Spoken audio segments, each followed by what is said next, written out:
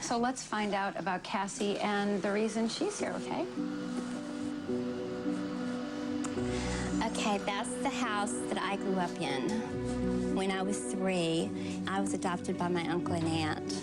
That's their house, and it was also an alcoholic home, and all that goes along with it. What does this mean, this particular That's photo? the apartment. It's like a little apartment outside the house, in the back of the house I grew up in. And when I was 15, a family member tried to rape me. And all I could smell was just the reeking alcohol. And I bit his hand and I ran next door to the neighbor's house. And after that, I couldn't be around people anymore. So instead of going to school, what I would do is I would go in there and I would just sit in the corner for 8 hours and pretending like I went to school. And then eventually, I started getting incompletes and everything, and so finally at 16, I just dropped out. And so that represents why I didn't, my goal is to get my GED while I'm here. My heart really goes out to Cassie, because you look at yourself like, dag, I think I have it bad. My gosh, there's always someone out there who has it worse than you, and wow.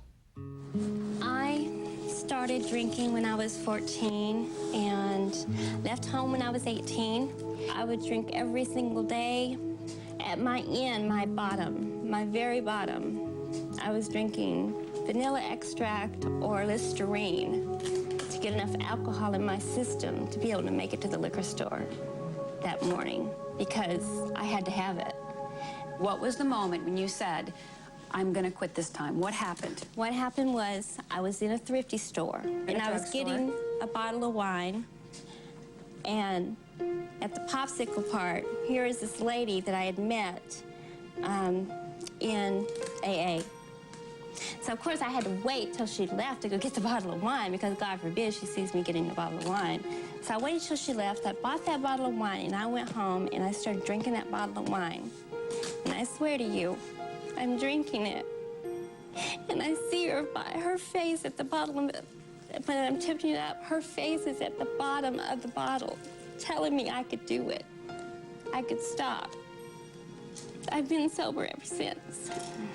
So I know that there's been angels in my life because I'm not supposed to be here. I'm supposed to be out there dead, drinking, or institutionalized, or in jail. You know, it just doesn't happen that I'm sitting here today. Well, we're glad you're sitting here today. Thanks. You're welcome. Very courageous story. Thank you. I really feel like I relate to Cassie's story because she's talking about how she was an alcoholic and a drug addict and that she was using those things to cover up her childhood. And it really makes sense to me now that maybe that's what my dad was doing. And it never dawned on me until today. So let's keep on looking and see what else. That's the other one of my goals, why I'm here. It's a GED and this.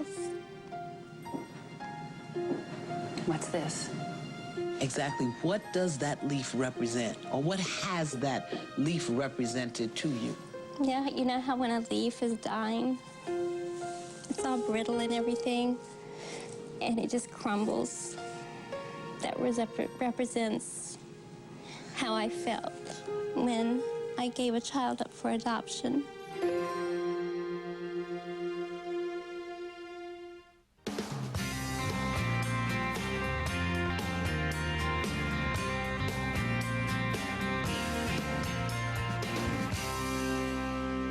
I read in the newspaper of a couple who wanted to adopt a child. And I called them, and they flew me to Oregon, and I lived with them the last 2 months of my pregnancy. When I found out I was pregnant, the father was no longer in the picture.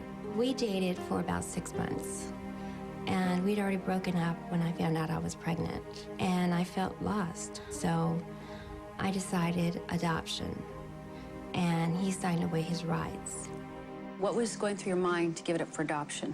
Because I was in no way able to support a child, and I did not want a child growing up the way I did. I am having trouble empathizing for Cassie and giving her son up for adoption. I'm a single mom, and I'm struggling every day with raising my daughter, but I make the best out of the situation and never would change anything that I've ever done in keeping my daughter.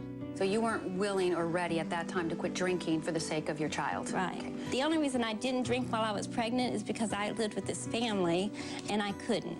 If I would have been able to have access to alcohol, I would have drank while I was pregnant. I know that. And then when you have the baby, is it a boy or a girl? Boy. It's a boy. You hand it over to that family, and a week later, you're gone. Yes. Okay. But I came back when I saw him again when he was 3 years old. And I was adopted also. So my whole thing was I wanted it to be an open adoption, and I wanted him to know. I find out he hasn't been told he's adopted. He doesn't know.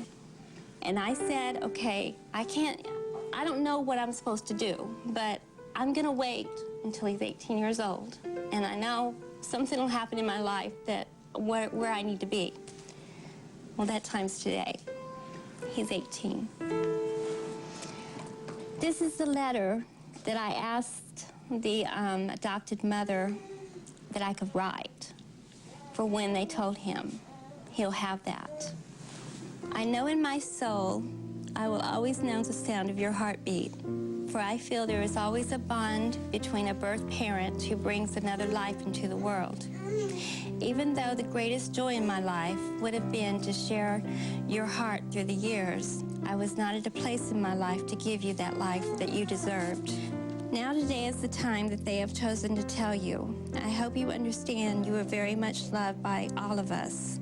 If you ever choose to want to talk to me, please know that my door will always be open to you.